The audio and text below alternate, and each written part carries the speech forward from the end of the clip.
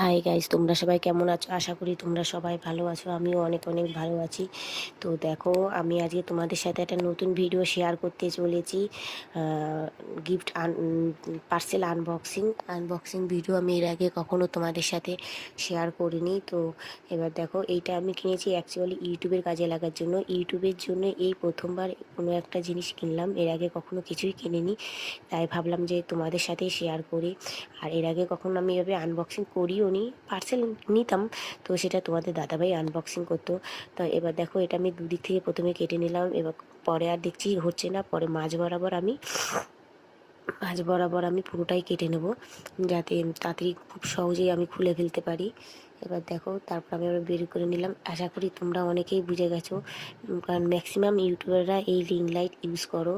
তো হয়তো তোমরা আরও এর থেকে ব্র্যান্ডের রিং লাইট ইউজ করো। তো আমি যতটা পেরেছি ততটাই, যেটুকু আমার সামর্থ্য ছিল সেটাই আমি কিনেছি।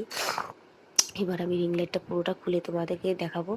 দেখো, এবার চেষ্টা করছি এদিক ওদিক থেকে যে কোন দিকে খোলা যায়। আমি বললাম না, এর আগে কখনো আমি পার্সেল আনবক্সিং করিনি। তো তোমাদের দাদাভাই করতো।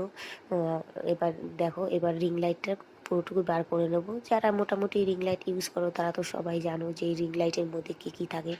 তবু আমি ভিডিওটা শেয়ার করলাম এই কারণে যে এর আগে তো কখনো এইরকম ইউটিউবের জন্য কোনো কিছুই কেনা হয়নি আমার। ইউটিউবের জন্য যখন কিনছি তাহলে তোমাদের সাথে শেয়ার করবো না, সেটা কি কখনো হয় বলো? তা এবার দেখো, এইদিকে চার্জ দেয় সেটা তোমাদেরকে দেখালাম। তোমরা তো সবই জানো যে কোন পয়েন্ট কী কী কাজে ব্যবহার করা হয়। এই হচ্ছে পুরো ভিডিওটা ছিল। Tata, by.